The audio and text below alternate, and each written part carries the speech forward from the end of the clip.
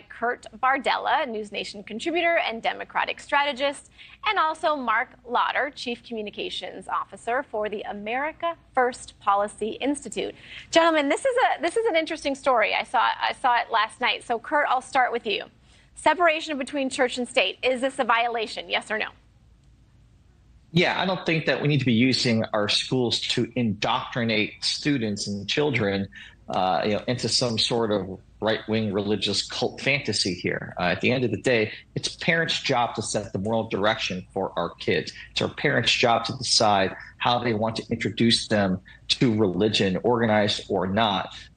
School is supposed to be a place where we learn the basics of what we're going to need to know to get through the world, to become young adults and eventually full-grown adults, learn the basics of math, science, arithmetic, history, English, writing.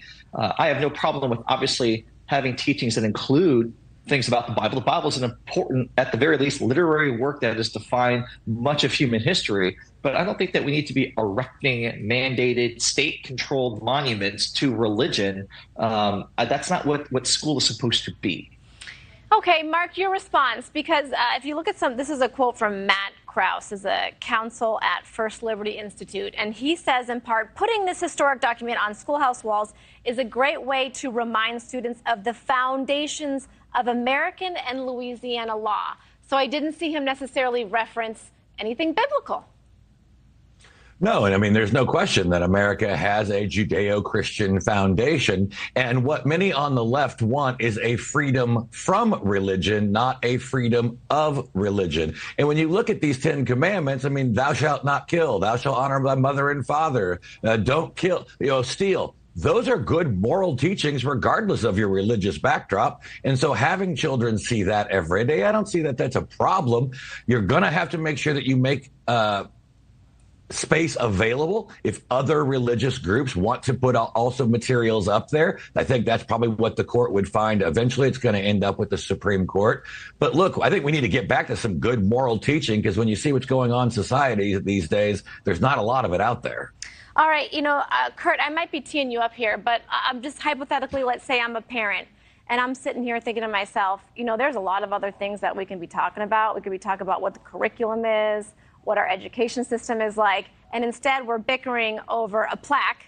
And now not only are lawmakers using our tax dollars to bicker over a plaque, but now we know it's going to go through the court system. Why are we doing this? Right, because it's playing politics with our schools at a time where, like you said, there's just a lot, I think, bigger things that we could be talking about right now in this country. We have an education crisis right now. We see time and again, especially coming out of COVID, students are falling further and further behind. Our STEM skills are going backwards, not forwards. We are losing pace with the rest of the world. Why are we investing federal, state, government resources and time and energy on stuff like this that's frankly trivial? It's unnecessary. It's not urgent. And it has nothing to do with the overall curriculum challenges that our country is facing. And oh, by the way, if you allow this to happen, well, then what happens when someone wants to do, well, let's put the Book of Mormon up. Let's put quotes from the Quran up. Let's put quotes from this religion up. It just opens up an unnecessary door that is just going to get litigated forever. And there are just more important things right now. And again, also want to point out, we have a crisis right now where we send our kids to school every day not knowing if they'll come home alive because of all the school shootings we've endured. All right, Mark, on the other hand, you will have people who say it's not trivial. This is important. It's also emotional, mental foundation for children. What's your response? No, absolutely. I mean, look, this is a poster, and it's also paid for by private dollars, not by tax dollars.